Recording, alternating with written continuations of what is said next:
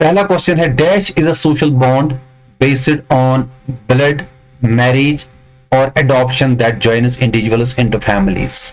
एक ऐसा रिश्ता जो किस पे निर्भर है? ब्लड रिलेशनशिप पे, मैरिज पे और एडॉप्शन पे। क्या उसको इथनिसिटी कहते हैं, क्या उसको रिलीजन कहते हैं, क्या उसको किनशिप कहते हैं या क्लास कहते हैं?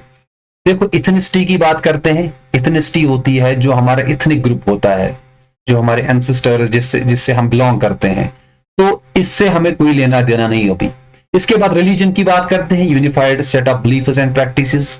ठीक है, तो एक फेथ सिस्टम अलग है, इसका भी हमें कोई लेना देना नहीं अभी।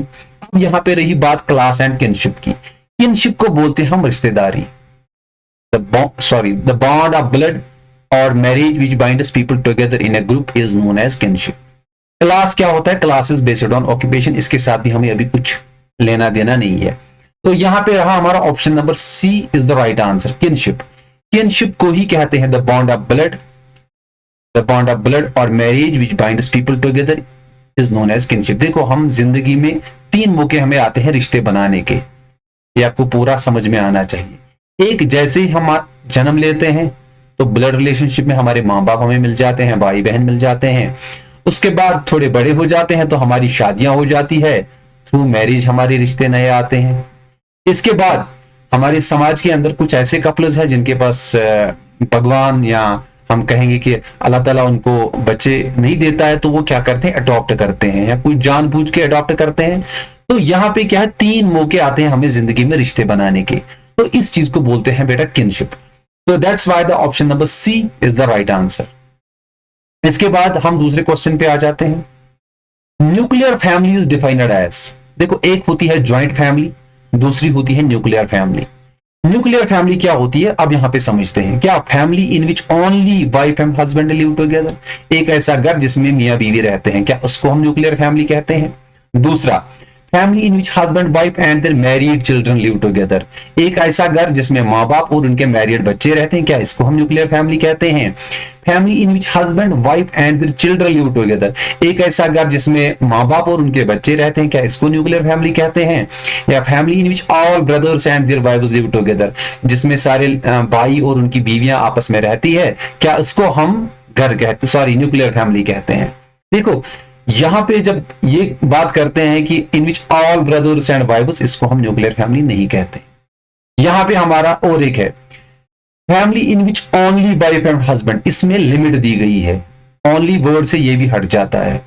Family in which only wife and husband live together, तो जब ओनली की बात आती है, हस्बैंड एंड वाइफ तो रहते ही है, लेकिन इनके साथ उनके बच्चे रहते हैं। यहां पे क्या है? Family in which husband wife and their married children, यहां पे भी बात आ गई मैरिड चिल्ड्रन की। ठीक है, जब मैरिड चिल्ड्रन की बात आती है तो it means, 1 second, married children ये भी क्या हो जाती है? ज्वाइंट फैमिली बन जाती है। जब किसी घर के अंदर मियाँ बीवी और उनके मैरिड बच्चे, तो और एक फैमिली जन्म लेती है वहां पे, तो ये भी मैरिड चिल्ड्रन, ये भी नहीं आएगा। अब यहां पे बचा हमारा option number C, family in which husband wife and their children live together, उसको बोलते हैं हम न्यूक्लियर फैमिली। देखो, जब भी आपके सामने ऐसा क्वेश्चन आए तो दिमाग में याद रखना, a family in which husband and wife and their unmarried children, जहां पे भी माँ बाप और उनके अनमैरिड बच्चे रहते हैं, उस फैमिली को बोलते हैं nuclear family.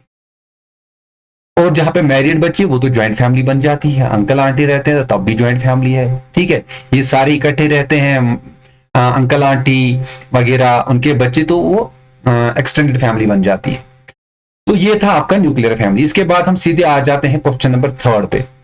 The type of marriage in which a wife can have more than 1 husband is called, एक ऐसा शादी का रिश्ता जिसमें क्या होता है कि a wife can have more than 1 husband, एक जो लड़की होती है उसके एक से ज्यादा हस्बैंड होते हैं, क्या उसको हम पॉलीगाइनी कहते हैं, क्या उसको मोनोगैमी कहते हैं, पॉलीएंट्री कहते हैं और ग्रुप मैरिज कहते हैं? देखो, जब ग्रुप मैरिज की बात आती है तो पहले ग्रुप मैरिज अलग चीज है, इसमें एक ग्रुप दूसरे ग्रुप से शादी कर लेता है। ठीक है, देखो, ग्रुप मैरिज में भी कभी क्वेश्चन आ सकता है, ग्रुप मैरिज क्या है? ग्रुप मैरिज क्या होता है कि जैसे ट्राइबल पीपल में क्या होता है कि एक ग्रुप सीधे दूसरे ग्रुप से शादी कर लेता है, और इस ग्रुप का एक रूल ऐसा होता है कि इसमें एक कोई पर्टिकुलर बीवी किसी इंसान की पर्टिकुलर बीवी नहीं होती है। एक ग्रुप में जैसे एक साइड लड़के होते हैं, एक साइड लड़कियां होती है, तो एक लड़का किसी का भी हस्बैंड बन सकता है और एक लड़की किसी की भी बीवी हो सकती है, और उस ग्रुप के अंदर जो बच्चा जन्म लेता है वो पूरे ग्रुप का माना जाता है, उसका कोई पर्टिकुलर फादर नहीं होता है, तो उसको ग्रुप मैरिज कहते हैं। तो अभी यहां पे हमें बात करनी है एक wife and she can have more than one husband.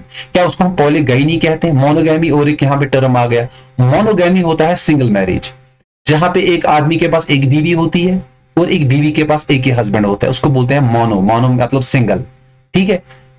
तो यहां पे ये भी नहीं आएगा, आउट हो जाएगा। अब यहां पे बचे पॉलीगैमी एंड पॉलीएंड्री। देखो अब यहां पे बात करते हैं पॉलीएंड्री की। पॉलीएंड्री होता है जहां पे एक जो बीवी होती है, वाइफ होती है या औरत होती है, more than one husband, more than one husband, इसके पास एक से ज्यादा हस्बैंड होते हैं, तो इस चीज को बोलते हैं हम पॉलीएंड्री, ठीक है। A wife can have more than one husband is known as polyandry. YANDRY आपको याद रखना है, पॉलीएंड्री। जब यहां पे होगा पॉलीगैमी, पॉलीगैमी का मतलब होता है जब एक मर्द के पास एक से ज्यादा बीवियां होती है। A man having more than one wives is known as polygamy. जब ANDRY ड्राई आएगा, ठीक है, आपको ड्राई से याद रखना है क्योंकि बहुत सारे बच्चे साइंस बैकग्राउंड से है, उनके लिए बड़ी ये टर्म्स बड़ी डिफिकल्ट होती है याद करने।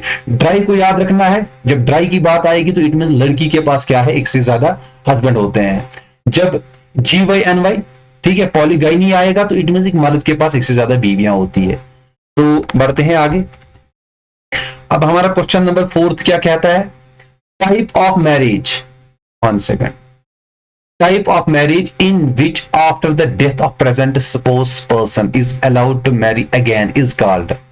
इसमें क्या होता है, after the death of present spouse, एक कपल जो होती है, अगर एक हस्बैंड की बीवी मर जाती है, एक बीवी का हस्बैंड मर जाता है, अगर वो फिर से शादी करेगा तो उसको हम क्या कहते हैं, इसको हम मोनोगैमी कहते हैं। क्या उसको हम सीरियल मोनोगैमी कहते हैं, उसको हम स्ट्रेट मोनोगैमी कहते हैं, रिप मोनोगैमी कहते हैं। देखो rip monogamy and straight monogamy कोई टर्म नहीं है इसमें, ये तो बस एक ट्रिकी क्वेश्चंस होते हैं बच्चों को कंफ्यूज करने के लिए। ये पहले आपको याद, ना ही स्ट्रेट मोनोगैमी कोई है ना ही रिप मोनोगैमी है। यहां पे बचे हमारे पास दो, मोनोगैमी एंड सीरियल मोनोगैमी। देखो अब यहां पे बात करते हैं मोनोगैमी की। मोनोगैमी क्या होता है, जब एक मर्द के पास एक बीवी होती है, हस्बैंड के पास एक बीवी होती है, या एक बीवी के पास एक हस्बैंड होता है, सिंगल पार्टनर, सिंगल सपोज होता है, उसको बोलते हैं मोनोगैमी। सीरियल मोनोगैमी क्या होता है, ये भी एक, इसमें भी एक इंसान के पास एक ही हस्बैंड और बीवी, लेकिन इसमें क्या है, जैसे फॉर एग्जाम्पल कोई हस्बैंड है, इसकी बीवी मर जाती है, ठीक है, एट ए टाइम इसके पास एक ही बीवी थी, वो मर गई, अब इसने क्या किया, दूसरी शादी की। यहां पे भी है मोनोगैमी, एक ही बीवी है इसके पास, लेकिन इसको बोलते हैं सीरियल मोनोगैमी, ठीक है। एक वक्त में इसके पास एक ही, अब कल हो सकता है और एक बीवी मर जाएगी या डाइवोर्स हो जाएगा, अभी तीसरी लड़की के साथ शादी करेगा, इट मीन्स उसके पास वक्त वक्त पे एक ही बीवी थी। जब उसके साथ चाहे डाइवोर्स हुआ, चाहे उसकी डेथ होगी, या एक लड़की का एक ही हस्बैंड है, उसकी डेथ होगी, दूसरी शादी कर ली, तो इस चीज को बोलते हैं हम सीरियल मोनोगैमी। एक इंपॉर्टेंट क्वेश्चन है। इसके बाद हमारा क्वेश्चन नंबर 5 है, if a person marries outside his caste is called.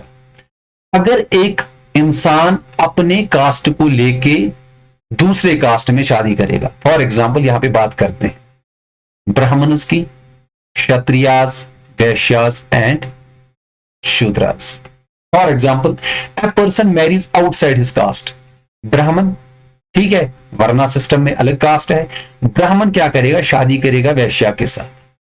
यहां का लड़का है, यहां की लड़की, इन्होंने शादी कर ली, क्या इसको हम कास्ट मैरिज कहते हैं। देखो किस तरीके से कंफ्यूजन क्रिएट कर देते हैं। कास्ट मैरिज, कास्ट मैरिज भी यहां पे कुछ नहीं है। एंडोगैमी एंड एक्सोगैमी से हमें लेना देना है, नंद भी नहीं आएगा, एंडोगैमी एंड एक्सोगैमी। आउटसाइड जब भी बात होगी इट मीन्स एक्सो, आउटसाइड, एक्सो का मतलब होता है आउटसाइड, अपने कास्ट से छोड़ के बाहर कहीं पे शादी कर लेना, इसको बोला जाता है एक्सोगैमी। अगर एक बंदा अपने ही ग्रुप के अंदर, अपने ही कास्ट के अंदर शादी कर लेगा, उसको बोलते हैं एंडोगैमी, ठीक है। जैसे फॉर एग्जाम्पल ब्राह्मण में ही एक लड़का होगा, इसी कौम में लड़की भी होगी, तो वो शादी कर लेंगे। या वैश्या, यहीं पे एक लड़का और लड़की, एक फैमिली के अंदर लड़का होगा, दूसरी फैमिली के, लेकिन दोनों वैश्या से बिलोंग करते हैं तो उनको बोलते हैं एंडोगैमी। लेकिन जब हम अपने कास्ट को छोड़ के दूसरे कास्ट से शादी कर लेते हो दैट्स नोन एज एक्सोगैमी। एक्सो जैसे ही वर्ड आएगा इट मीन्स आउटसाइड, एंडो का मतलब है इनसाइड, अपने ही कास्ट अपने ही ग्रुप के अंदर। इसके बाद तो that's why the right answer is option number C, जब हम आउटसाइड की बात करते हैं। इसके बाद हमारा क्वेश्चन नंबर 6 क्या कहता है, which of the following types of kinship stands between husband and wife. एक हस्बैंड और वाइफ के बीच कौन सी किनशिप रहती है। देखो जैसे मैंने पहले ही बोला, पहले ही क्वेश्चन में मैंने बोला कि हम जिंदगी में 3 तरीके के रिश्ते बनाते हैं। एक हमारा ब्लड रिलेशनशिप होता है, ठीक है, उसके बाद हमारी शादी हो जाती है, थ्रू मैरिज हम रिश्ता बनाते हैं, या हम क्या करते हैं अडॉप्शन, कहीं पे अडॉप्ट करते हैं, तो इससे भी क्या होता है कि हमारे नए नए रिश्ते बन जाते हैं। यहां पे हमने क्या देखना है कि टाइप्स ऑफ किनशिप स्टैंड्स में हस्बैंड एंड वाइफ के बीच में कौन सा रिश्ता रहता है। क्या एफिनल रिलेशनशिप रहती है, सोशल, कंसेंजीनियल, इमोशनल। इमोशनल का कोई लेना देना नहीं, क्योंकि यहां पे पर्टिकुलर टर्म हमें इस्तेमाल करनी है, इमोशनल को पहले ही आउट करना है। इसके बाद सोशल, इसको भी पहले ही आउट करना। अब यहाँ पे बचे 2, एफिनल एंड कंसेंजीनियल। देखो एग्जाम में भी आपको ऐसी ही ट्रिक इस्तेमाल करनी है, पहले ऑड वन उसको आउट करना है, फिर उसके बाद चांसेस बचते हैं 50-50। अब यहाँ पे एफिनल एंड कंसेंजीनियल है। एफिनल होता है जब यहाँ पे क्या होता है कि एफिनल होती है जो वो रिश्ता जो थ्रू मैरिज हम क्रिएट करते हैं। यहाँ पे बात हो रही है टाइप्स ऑफ किनशिप स्टैंड में हस्बैंड एंड वाइफ।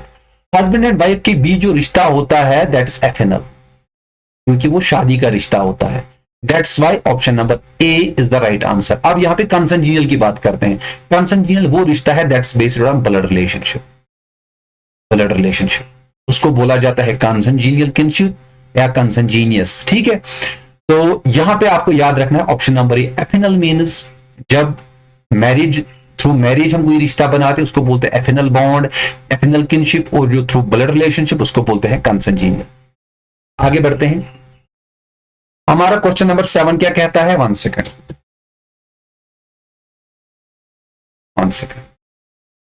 हमारा क्वेश्चन नंबर 7 क्या कहता है, bond between blood relatives is known as.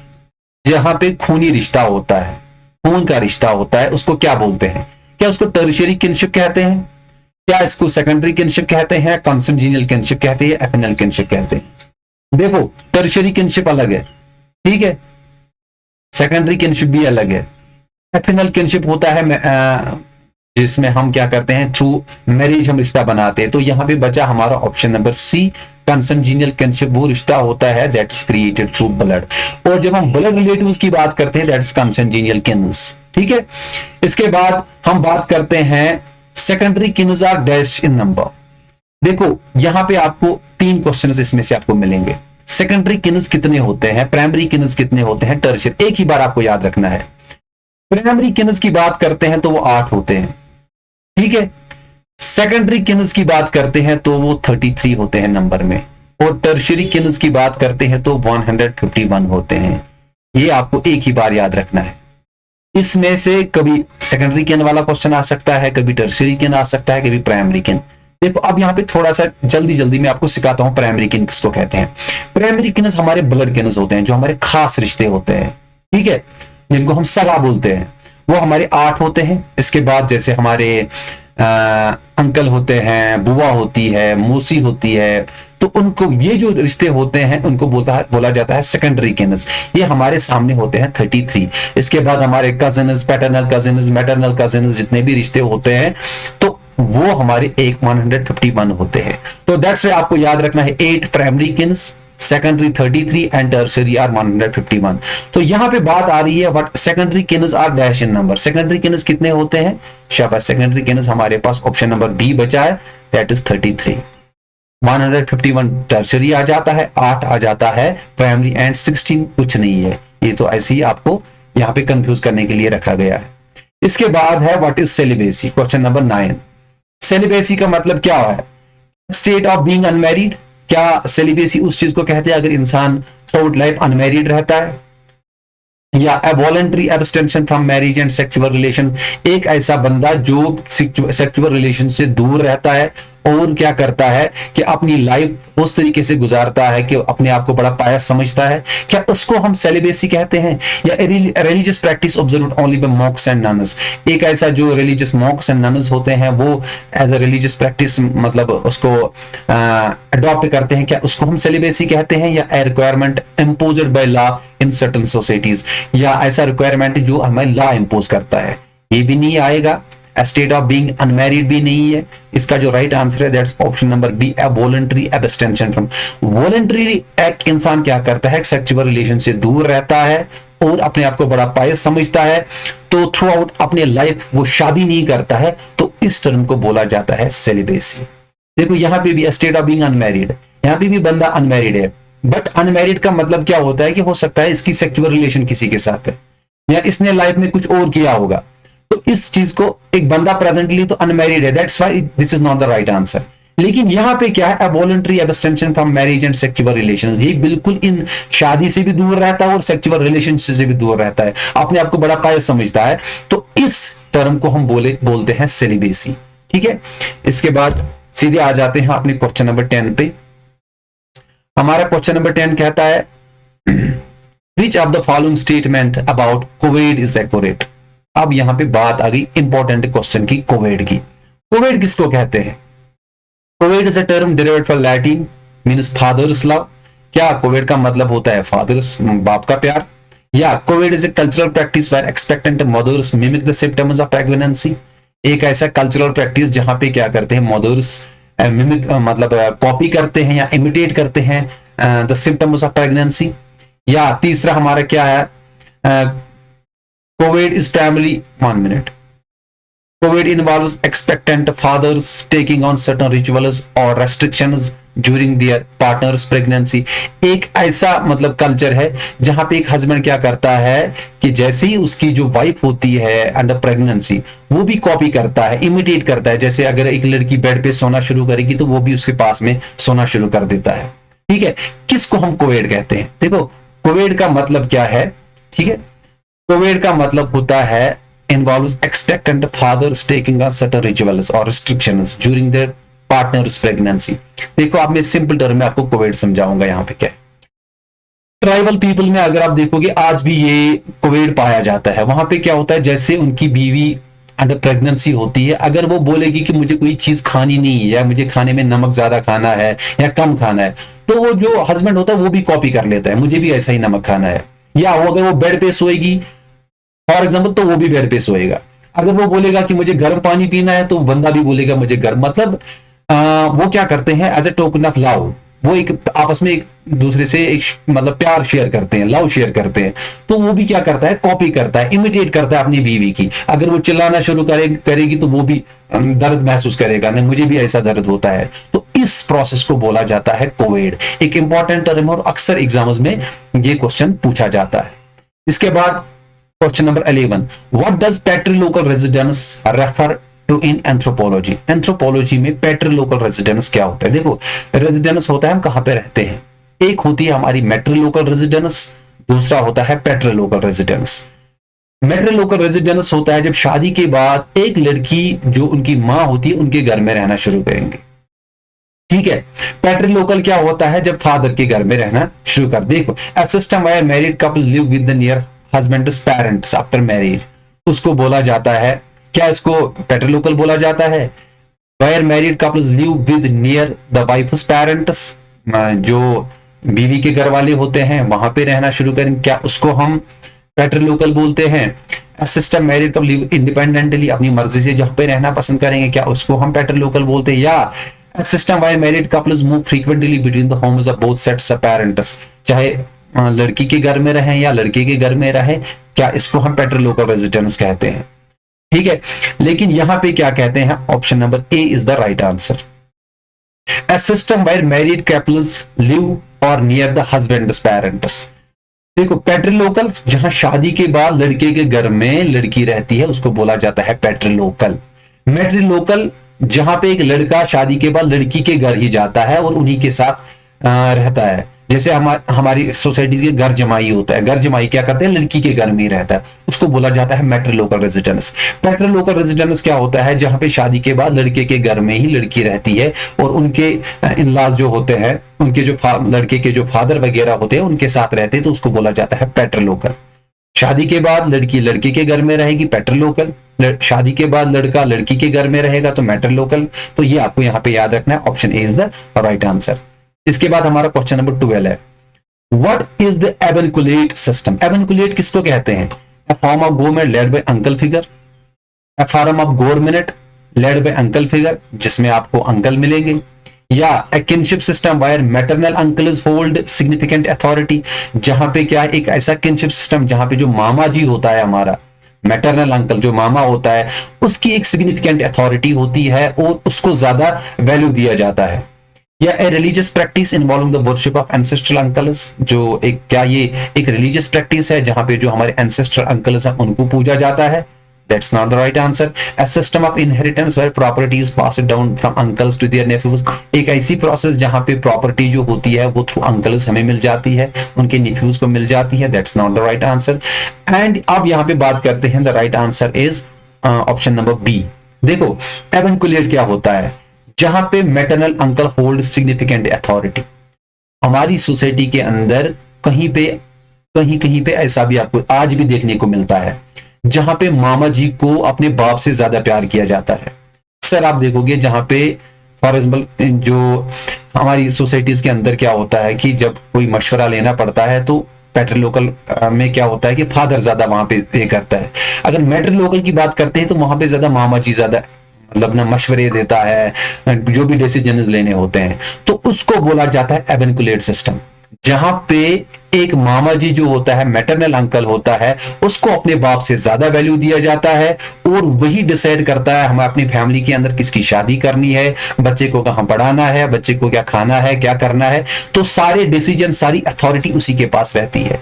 And influence over their nieces and nephews, और उसका बड़ा मतलब उसको एक बड़ी इज्जत मिलती है, उसका बड़ा नाम होता है, उसको बड़ा प्यार मिलता है इस फैमिली के अंदर। तो इस प्रोसेस को बोला जाता है, इस सिस्टम को बोला जाता है एवेंकुलेट। ठीक है, तो ये आपको याद रखना है। यहाँ पे एवेंकुलेट वो होता है जहां पे मामा जी को ज्यादा प्यार दिया जाता है और मामा ही इवन अपने फादर से ज्यादा मामा जी का ही माना जाता है या सुना जाता है, उसको बोलते हैं एवेंकुलेट सिस्टम। इसके बाद हम क्वेश्चन नंबर 13 पे आ जाते हैं। क्वेश्चन नंबर 13 है, in societies practicing teknonymy how are individuals typically refer to with in the family.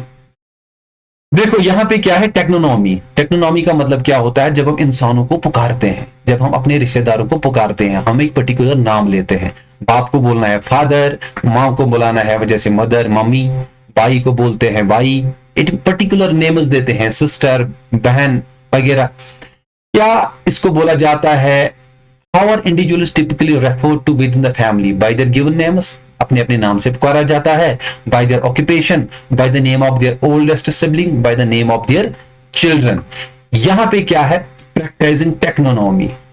देखो टेक्नोनॉमी का मतलब क्या है, टेक्नोनॉमी ऐसा होता है जहां पे क्या होता है कि कुछ मतलब जो हमारा हिंदू सोसाइटीज है या चाहे मुस्लिम सोसाइटीज है, जब हमारे सामने माँ बाप होते हैं, फॉर एग्जाम्पल एक मैरिड कपल है, एक मैरिड कपल है, अगर उनके सामने इन लॉज होते हैं, अगर एक हस्बैंड को बीवी को पुकारना है तो वो डायरेक्ट उसका नाम नहीं लेता है, वो बच्चे का नाम लेके इनडायरेक्टली उसको बुलाता है, फलानी की अब्बू, फलाने का अब्बू, ठीक है, फलानी की अम्मी, मतलब इनडायरेक्टली जब हम वर्ड इस्तेमाल करते हैं उसको बोलते हैं टेक्नोनॉमी, by the name of their children.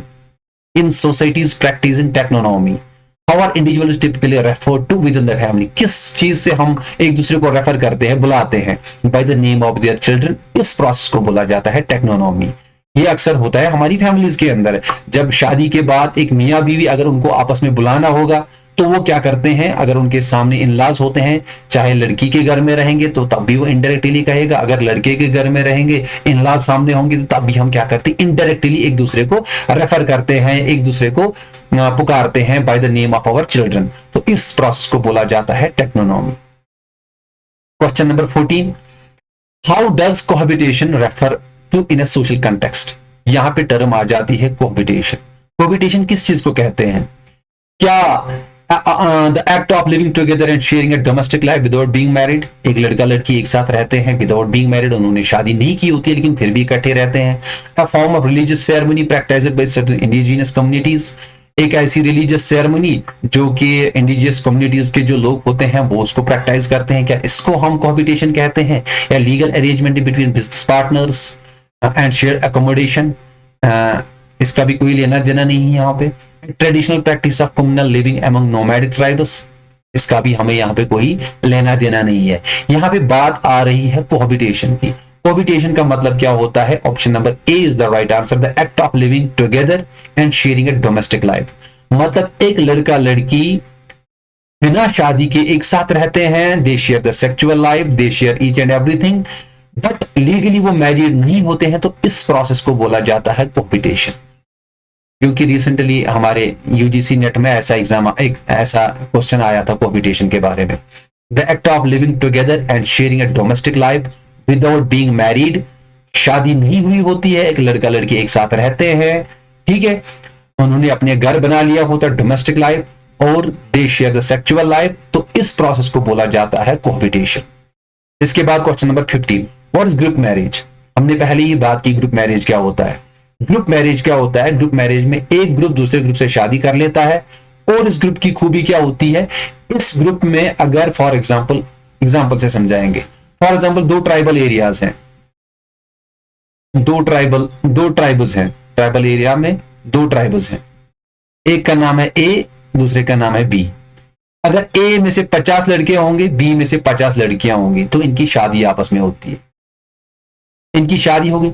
अब यहां पे कोई किसी का पर्टिकुलर हस्बैंड नहीं होता है, एक लड़का यहां पे सबका हस्बैंड हो सकता है, या एक लड़की यहां पे सबकी बीवी हो सकती है, और इससे जो बच्चा जन्म लेता है, चाइल्ड जो जन्म लेता है, वो सारे ग्रुप का माना जाता है। उसका कोई पर्टिकुलर फादर नहीं होता है, ना उनको पता होता है कौन फादर है, तो इट मींस वो पूरे ट्राइब का होता है। ये अक्सर होता है जब ट्राइब को कभी खतरा रहता है, तो वो क्या करते हैं, इकट्ठे हो जाते हैं, ठीक है, तो यहाँ पे उनकी पॉपुलेशन बढ़ जाती है, तो इस तरीके से इनकी रिलेशन बड़ी स्ट्रांग रहती है, तो कभी कभी ये ज्यादा ट्राइबल पीपल में देखा जाता है, तो this is known age group marriage, ठीक है।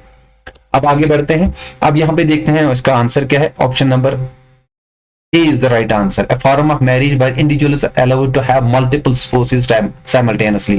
एक से ज्यादा बीवी होती है एट अ टाइम, ठीक है, या एक लड़की का एक से ज्यादा हस्बैंड होते हैं एट अ टाइम, एक लड़के की एक से ज्यादा बीवियां होती है, उसको बोला जाता है ग्रुप मैरिज। इसके बाद हम बात करते हैं क्वेश्चन नंबर 16 की। What is sororal polygyny. Sororal polygyny किस चीज को कहते हैं? A marriage system where a man has multiple wives और सिस्टर्स। एक शादी ऐसी जहां पे एक मर्द के पास एक से ज्यादा बीवियां होती है और वो सारी आपस में बहन होती है, क्या इसको हम सरूरल पॉलीगाइनी कहते हैं? या marriage system where a woman has multiple husband, एक औरत जिसके पास एक से ज्यादा हस्बैंड होंगे और वो सारे हस्बैंड जो है वो भाई होंगे, क्या इसको हम सरूरल पॉलीगाइनी कहते हैं? या cultural practice where siblings of the same gender are encouraged to marry. या एक ऐसी कल्चरल प्रैक्टिस जहां पे रिश्तेदारों को क्या बोला जाता है, एक ही जेंडर के जो रिश्तेदार होते हैं उनको शादी के लिए बुलाया जाता है या एनकरेज किया जाता है, क्या हम उसको सरूरल पॉलीगाइनी कहते हैं? और अ form of polygamy where individuals are allowed to marry their cousins, एक ऐसा रिश्ता जहां पे कजिन्स के साथ शादियां कराई जाती है ऑफ द सेम जेंडर, ठीक है, क्या इसको हम सरूरल पॉलीगाइनी कहते हैं? सरूरल पॉलीगाइनी है option number A is the right answer. Marriage system where a man has multiple wives, याद रखना है आपको, सरूरल पॉलीगाइनी, ठीक है। सरूरल का मतलब होता है सिस्टर्स, पॉलीगाइनी होती है एक मर्द को एक से ज्यादा बीवियां होती है। यहां पे क्या होता है, a man has multiple wives, एक आदमी के पास एक से ज्यादा लड़कियां होती है, बीवियां होती है, और वो जो बीवियां उनकी होती है वो सारी सिस्टर्स आपस में होती है, मतलब एक आदमी फैमिली से ही शादी कर लेता है, ठीक है, तो इसको बोलते हैं सरूरल पॉलीगाइनी। इसके बाद हमारा क्वेश्चन नंबर 17 बड़ा इंपॉर्टेंट क्वेश्चन है। Under the Hindu marriage act what is the minimum legal age for marriage for males and females. आप सबको पता तो है 18 और 21, बट ये पता होना चाहिए ये किस एक्ट में आ जाता है। ये आ जाता है हमारा हिंदू मैरिज एक्ट में। हिंदू मैरिज एक्ट के अंडर, इसके अंतर्गत क्या है कि हमें सिखाया गया है, बताया गया है और लिखा गया है कि इसमें क्या है कि 18 years of males and 21 years of females. एक पर्टिकुलर एज होनी चाहिए तभी हम उनकी जेन्युइन शादी करा सकते हैं। ठीक है, तो option number B is the right answer. उसके बाद अगर मुस्लिम्स की बात करते हैं तो मुस्लिम्स के लिए क्या होता है, they are governed by Muslim personal law. ठीक है, अब बात करते हैं क्वेश्चन नंबर 18 की। The state of cohabitation of a man and women without the full sanctions of legal marriage is known as. Cohabitation की बात हमने अभी इससे पहले क्वेश्चन नंबर 15-16 में की। कोहबिटेशन का मतलब क्या होता है, जब इलीगल मैरिज होती है, मतलब मैरिज थ्रू, जैसे हम सोसाइटी के जो कल्चर होता है उसके हिसाब से शादी कर लेते हैं तो उसको हम मैरिज कहते हैं। लेकिन जहां पे लड़का लड़की without having a legal marriage they share the sexual relationship, उसको बोलते हैं कोहबिटेशन। अब man women without the full sanctions of legal marriage is known as. क्या उसको हम सेक्स बोलते हैं, क्या उसको हम प्रोस्टिट्यूट बोल सकते हैं, कॉन्कुबिनेज बोल सकते हैं, ब्रोकन फैमिली। देखो, ब्रोकन फैमिली की बात करते हैं तो वो फैमिली जहां पे अक्सर वो घरेलू हिंसा होता है, लोग बड़े टेंस रहते हैं, डिप्रेस रहते हैं, एक दूसरे की मानते नहीं है, जहां हर दिन झगड़े रहते हैं, उसको बोलते हैं ब्रोकन फैमिली। ठीक है, दूसरा हमारा बच जाता है सेक्स। सेक्स इज जस्ट शादी से पहले, शादी के बाद, या हम सेक्स आइडेंटिफाई कर सकते हैं मेल या फीमेल। ठीक है, इसके बाद क्या है हमारा प्रोस्टिट्यूट। प्रोस्टिट्यूट क्या होता है, जो for the sake of money वो सेक्सुअल रिलेशनशिप्स रखते हैं या सेक्सुअल एक्टिविटीज में इंडल्ज हो जाते हैं, उनको बोला जाता है प्रोस्टिट्यूट। ये भी इसका सिर्फ कोई लेना देना नहीं है। अब यहाँ पे बात हो रही है कॉन्कुबिनेज। कॉन्कुबिनेज इज द राइट आंसर। कॉन्कुबिनेज क्या होता है, जहां पे हम फॉर एग्जांपल कुछ लोग बाप की शादी कर लेते हैं, सोसाइटी उनको अलो नहीं करती है, और वो क्या करते हैं, उनके भी सेक्सुअल रिलेशनशिप भी होती है, वो अलग से घर में रहते हैं, लेकिन सोसाइटी उनको एक्सेप्ट नहीं करती है। ठीक है, तो इस प्रोसेस को बोला जाता है कोहबिटेशन, या उसको इस प्रोसेस को एक और एक नाम दिया जाता है कॉन्कुबिनेज, जहां पे without the full sanctions of legal marriage, और इनकी जो मैरिज है वो कभी लीगल नहीं समझी जाती है, और ये चोरी छुपे अक्सर रहते हैं, तो इसको बोला जाता है कॉन्कुबिनेज। ठीक है, तो इसके बाद हमारा क्वेश्चन नंबर 19 पे आ जाते हैं। हमारा क्वेश्चन नंबर 19 क्या कहता है, when was Hindu widows remarriage act enacted. Hindu widows remarriage act कब हमारे यहां पे आया। ठीक है, देखो 1856 में आया, 1929 में, 1955 में, 1966 में। 1966 में भी, 1976 में भी नहीं आया, और 1929 में भी नहीं आया। यहां पे बचे दो, 1955, इनका आपस में रिश्ता है। अब देखो कैसे, 1856 में हमारा आ जाता है हिंदू विडोज रेमैरेज एक्ट। ठीक है, 1856 में हमारा आ जाता है हिंदू विडोज मैरिज एक्ट, ये आपको याद रखना है। और 1955 में क्या आ जाता है हमारा, हिंदू मैरिज एक्ट। जैसे अभी हमने पढ़ा कि 18 और 21 साल की उम्र होनी चाहिए, that is Hindu marriage act that has been enacted in 1955। ये दोनों आपको याद रखने हैं, 1955 एंड 1856 में हिंदू विडोज मैरिज एक्ट आया। तो that's why the option number A is the right answer. What is the term used in descriptive kinship to denote a mother's brother? Descriptive kinship आपको देखना है, to denote mother's brother। mother's brother को हम normally क्या कहते हैं, हम बोलते हैं मैटरनल अंकल या बोलते हैं मामा जी। ठीक है, what is the term used to descriptive kinship? Used in descriptive kinship। देखो यहाँ पे आपको और एक चीज समझनी है, हमारे सामने दो चीजें आ जाती है, एक होता है डिस्क्रिप्टिव किनशिप, दूसरा होता है क्लासिफिकेटरी किनशिप। क्लासिफिकेटरी क्या होता है, जैसे हम जनरल नेम देते हैं, क्लासिफिकेटरी ये जनरल नेम देते हैं। फॉर एग्जांपल हम बोलते हैं अंकल, ये अंकल कोई भी हो सकता है, ये आपका सगा अंकल भी हो सकता है, ये कोई बूढ़ा भी हो सकता है, ये कोई दुकानदार भी हो सकता है, ये मैटरनल अंकल भी हो सकता है। लेकिन जब हम डिस्क्रिप्टिव की बात करते हैं वो ये होता है एक पर्टिकुलर नेम। जैसे हस्बैंड को बोलते हैं हस्बैंड, वो अपना ही हस्बैंड होता है, हम किसी दूसरे को हस्बैंड नहीं बोल सकते हैं। वाइफ अपनी ही बीवी को बोल सकते हैं, एक पर्टिकुलर डिस्क्रिप्टिव किनशिप होती है। या अपने बेटे को सन बोलते हैं। ठीक है, यहाँ पे जो पर्टिकुलर एक रिश्ता जिससे हम पता चलता है ना ये क्या रिश्ता है हमारा, उसको बोलते हैं डिस्क्रिप्टिव। जहां पे एक जनरल सा नाम देते हैं उसको बोलते हैं क्लासिफिकेटर, जहां पूरी तरीके से क्लासिफाई नहीं कर सकते हैं उसको बोलते हैं क्लासिफिकेटरी। एंड और जहां पे भी हम क्या कर सकते हैं, बिल्कुल एक पर्टिकुलर नाम बता सकते हैं तो उसको बोलते हैं डिस्क्रिप्टिव। अब यहाँ पे नाम हमारा क्या है, टू डिनोट मदर्स ब्रदर। जो माँ हमारी होती है उसका जो भाई होता है उसको हम क्या बोलते हैं? क्या हम उसको अंकल बोलते हैं? क्या उसको मैटरनल अंकल बोलते हैं, ब्लड रिलेशन बोलते हैं, किन्स बोलते हैं? देखो किन भी है, देखो किस तरीके से आपको यहाँ पे कंफ्यूजन वाला आंसर देते हैं। किन्स भी बोलते हैं, ब्लड रिलेशन भी होती है, ठीक है, जैसे माँ और उसके भाई के बीच ब्लड रिलेशनशिप होती है, हमें लगता है सही ये भी है। अंकल, अंकल भी कहते हैं, लेकिन हमें यहाँ पे डिस्क्रिप्टिव किनशिप देना है, जो एग्जैक्ट हमें रिलेशन दिखाएगा, that is option number B, maternal uncle. इसको हम बोलते हैं मामा जी, ठीक है। तो option number B is the right answer. Descriptive आपको याद रखना है, एक पर्टिकुलर नेम, जैसे हम बीवी को नाम पुकारेंगे, जैसे हमने बोला वाइफ, वाइफ मीन्स वाइफ, अपनी ही बीवी। हस्बैंड बोलेंगे तो अपना ही हस्बैंड। तो इसी तरीके से क्लासिफिकेटरी क्या होता है, जनरल सा नेम, जैसे हम बोलेंगे अंकल, आंटी, आंटी कोई भी हो सकती है, अपनी आंटी हो सकती है, कोई हमारी कोई बुजुर्ग हो सकती है, ठीक है। तो इसको बोला जाता है descriptive kinship. Option number B is the right answer. इसके बाद हमारा क्वेश्चन नंबर 21 क्या कहता है, dash dash is a form of marriage in which men of lower caste marry women of superior caste. देखो ये क्वेश्चन 101% आ जाता है, ये आप लिख के ले लो, ये क्वेश्चन 101% आ सकता है। देखो यहां पे क्या है, ए फॉर्म ऑफ मैरिज एक ऐसी शादी इन which men of lower cast, फिर से यहां पे बात करते हैं ब्राह्मण्स, क्षत्रियाज, वैश्याज एंड शूद्राज की। देखो ब्राह्मण्स टॉप प्रायोरिटी पे है, सबसे हायर कास्ट समझी जाती थी। इसके बाद क्षत्रियाज, वैश्याज एंड शूद्राज। यहां पे देखो क्या है, एग्जांपल से समझाएंगे। In which a man of lower caste, man क्या है, फॉर एग्जांपल मैन शूद्रा से बिलोंग करता है।